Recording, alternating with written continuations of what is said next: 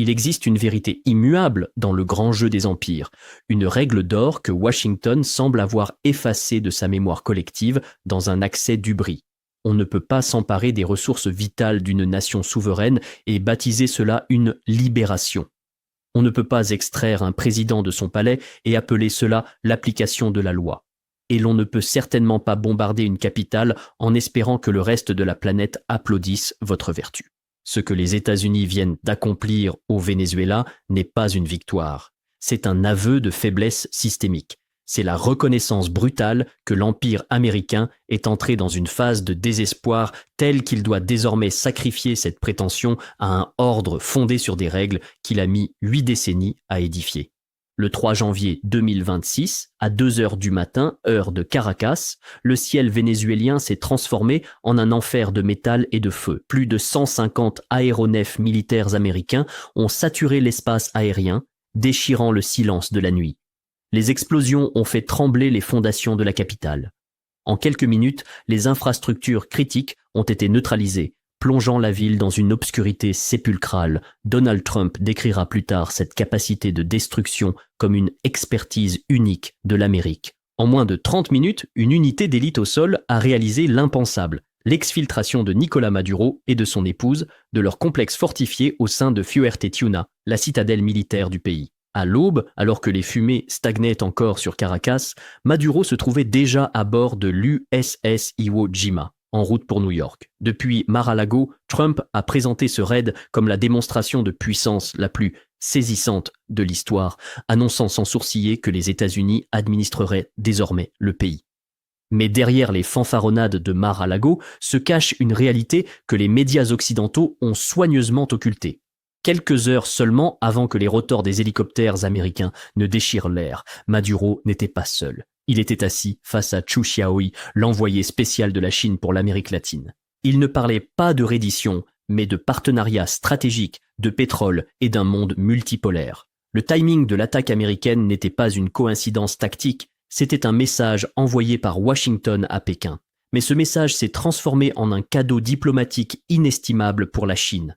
En agissant ainsi, Washington a validé tous les arguments chinois sur l'hypocrisie américaine, offrant à Xi Jinping sa plus grande victoire politique dans l'hémisphère occidental sans qu'il ait à tirer un seul coup de feu. Pour saisir l'ampleur du séisme, il faut oublier la politique et regarder le sol.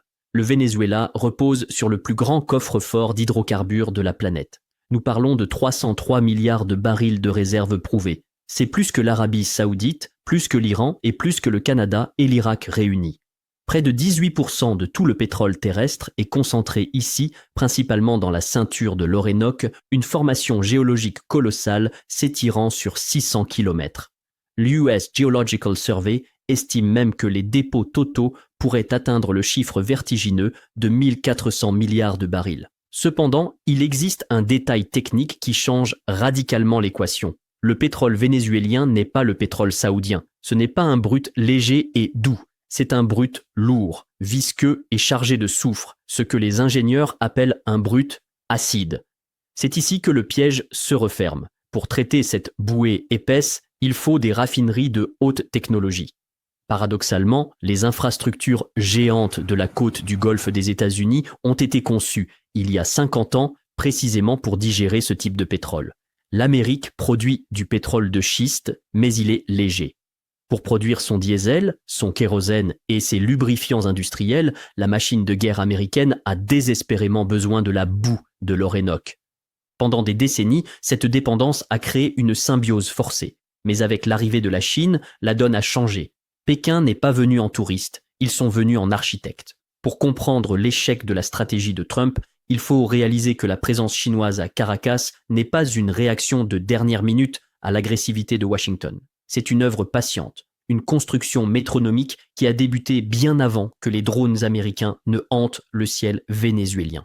Dès 2001, le Venezuela est entré dans l'histoire en devenant la première nation hispanique à signer un partenariat de développement stratégique avec Pékin.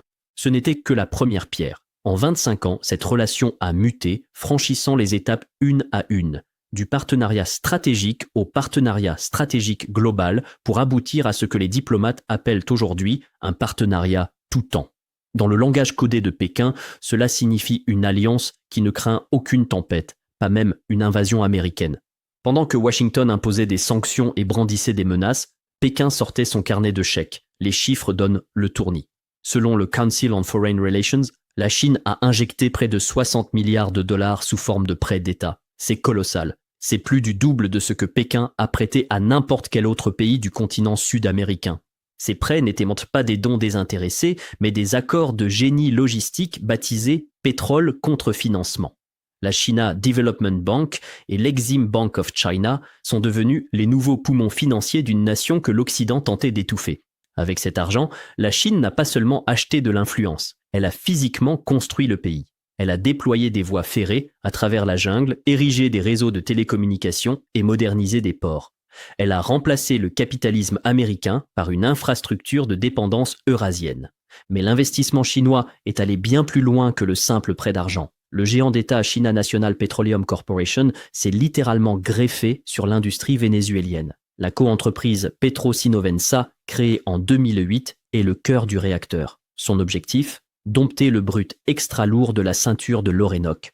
La Chine a fait ce que l'Amérique refusait de faire. Elle a investi dans des raffineries spécialisées sur son propre sol, capables de traiter cette bouée soufrée.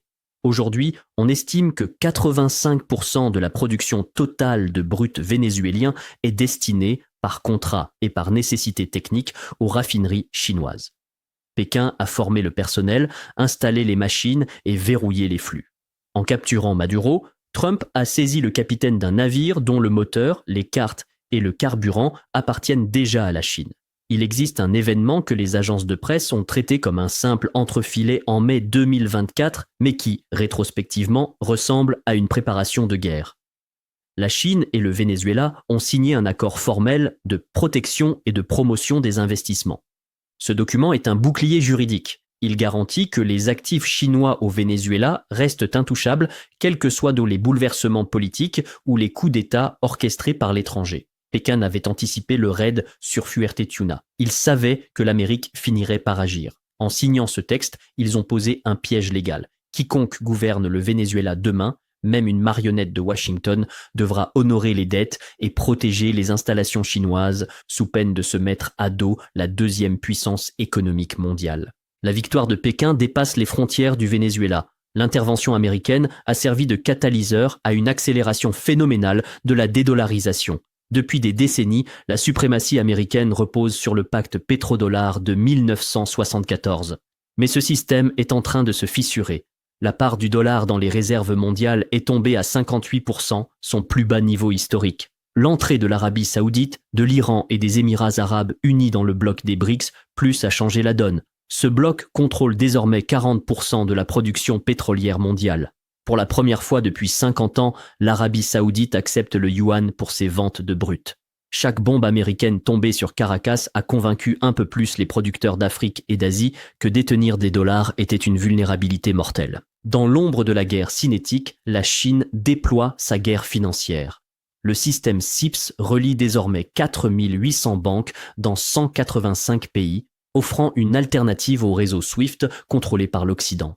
Plus impressionnant encore, le projet M-Bridge, une plateforme de monnaie numérique de banque centrale, permet de régler des transactions pétrolières instantanément en monnaie locale sans jamais passer par le système financier américain. L'opération au Venezuela a prouvé aux yeux du monde que si vous sortez du rang, Washington peut venir vous arracher à votre lit en pleine nuit. La conclusion pour le Sud global est limpide. La seule protection contre la puissance américaine est de bâtir un système financier hors de sa portée. Trump a gagné une bataille tactique à Caracas, mais il a peut-être perdu la guerre pour la survie du dollar. La réaction mondiale à l'opération Absolute Resolve ne s'est pas fait attendre, et elle a révélé une fracture que Washington n'avait pas prévue.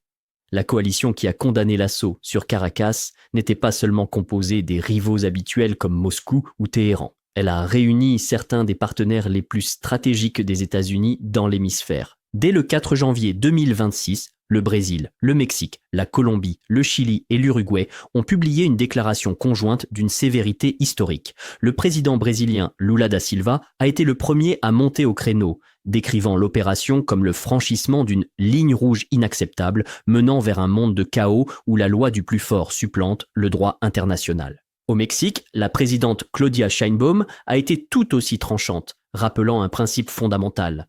L'intervention étrangère n'a jamais, dans l'histoire de l'Amérique latine, apporté la démocratie. Pour ces nations, le message était clair. S'attaquer au Venezuela, c'est s'attaquer à la stabilité souveraine de tout le continent. Mais au-delà de la diplomatie, il y a la réalité des chiffres, et ils sont vertigineux. S'emparer d'un pays est une chose, l'administrer en est une autre. Le Venezuela est une nation exsangue.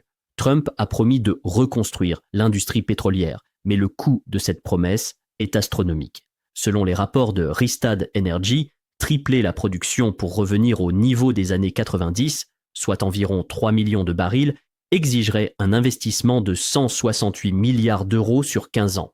Rien que pour remettre en état les raffineries qui ne tournent plus qu'à 10% de leur capacité, il faudrait injecter immédiatement entre 9 et 14 milliards d'euros. Les géants américains comme ExxonMobil ou Chevron ne s'engageront pas sans des garanties de sécurité colossales et un cadre fiscal d'exception.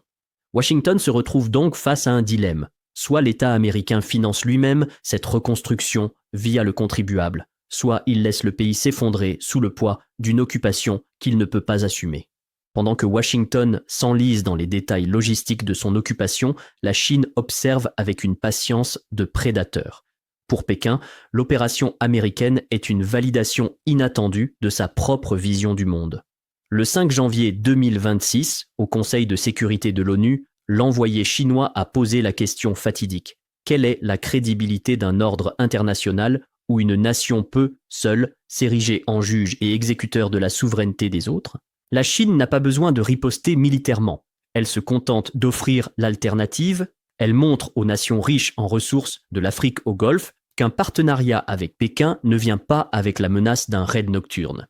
Elle accélère le déploiement de ses systèmes financiers, comme le CIPS et le projet M-Bridge, permettant aux États de sortir leurs actifs de la zone de danger du dollar. Chaque jour d'occupation américaine au Venezuela renforce l'attractivité du yuan et l'influence des BRICS+, qui contrôlent déjà 40% de la production pétrolière mondiale.